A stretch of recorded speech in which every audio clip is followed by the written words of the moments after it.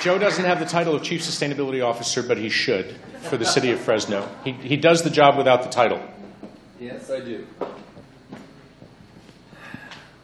Thank you all. I really appreciate the opportunity to be here today to join Carolyn and Robert kind of in an exciting story about what Fresno's been doing in the two areas that were just mentioned by Robert in terms of our general plan update and then looking at our critical resources such as energy and water.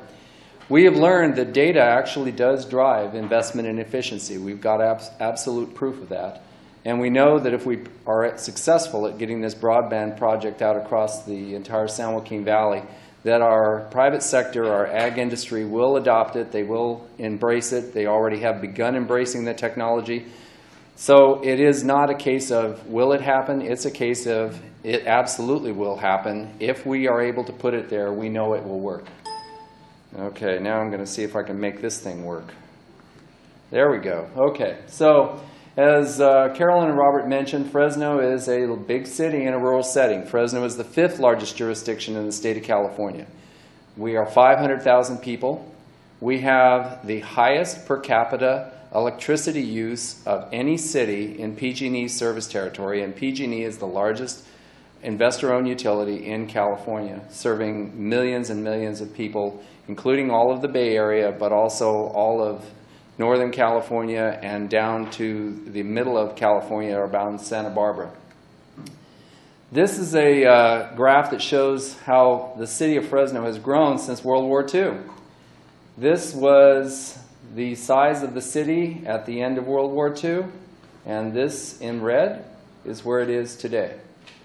Clearly, the urban sprawl model was alive and well in Fresno. Our population increased by 8 times. Our land area that we consumed as a city increased by 12.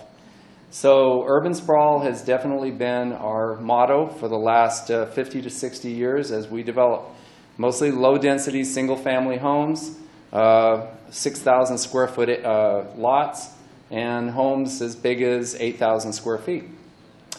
So when we look at the energy use for the city, when you are the largest jurisdiction in the county, there's no doubt that you will have a large energy footprint. We clearly do.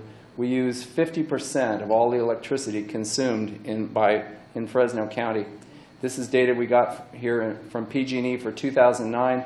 City of Fresno as a community consumed about 3.345 billion kilowatt hours. The close second was the unincorporated areas of Fresno County. You can see the mix over here between non-residential and residential. For Fresno, it was about a 60-40 split. And these charts down here show that it's pretty much on a steady increase. It hasn't gone down in spite of a lot of energy efficiency programs that the state has been using and promoting over the years. When you look at natural gas, we're still also the major contributor in terms of its consumption, although Fresno County ekes us out at number 1 at being almost 50%. So what does this mean economically? Our energy rates here in California are pretty high. What it meant for 2009 was that the city of Fresno as a community spent about $866 million on electricity and natural gas in a single year.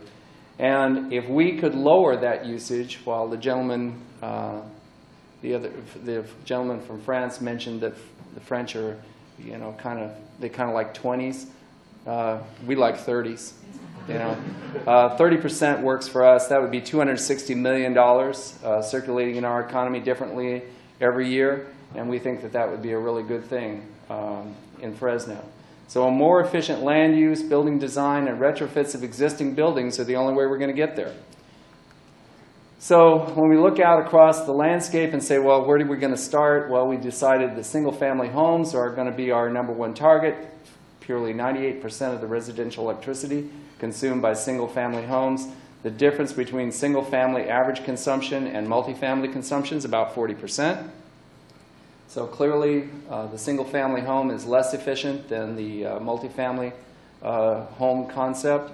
And unfortunately, single-family homes have been the dominant residential type of development that we've had in our city, as well as pretty much the entire state of California. So when you look at the commercial sector, for us, the number 1 target for consumption are food processors.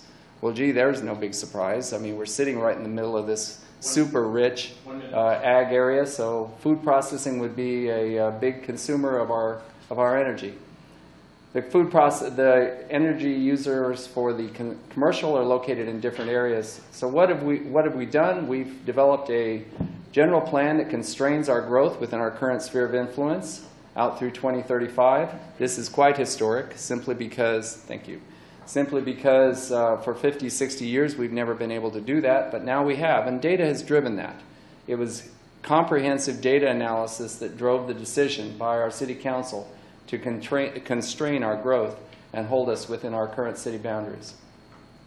This will lead to developments more looking like this than the current single-family home structure we have. We've also then developed programs to deal with our existing structures. We have a program that provides free home assessments that helps homeowners understand what's going on with their homes, and then they can take action to do retrofits. We also have established property assessed clean energy financing tools. And we've developed a phenomenal partnership with our utility, PG&E, to do outreach and promotion of energy efficiency benefits. The bottom line, it's all about the money. So when you show people how to save, they typically will. We've had exceptional success with our home energy survey program. We've done over 3,500 of these in the last 18 months. They've been concentrated in these red areas, which, according to the utility, were the areas of highest energy efficiency opportunity. This mapping that the utilities did, combined with our analysis of the testing that we did for our homeowners, really showed the correlation between the opportunity for detailed mapping and then targeting of your resources into the areas of highest opportunity. And this is kind of an example of the homes that we typically do surveys on and some of the problems that they have. These are disconnected ducts, and then they're in the attic that the homeowner didn't know he had. This is a fairly new home, 2003 model, ranch-style home. That's the typical that you see in Fresno. This homeowner had $500 a month bills. So, in conclusion, this is just about, I'm not going to bore you with reading all of this. This is some of the analysis, and we know that positively, if you provide the data, people will take action to reduce their costs. Thank you.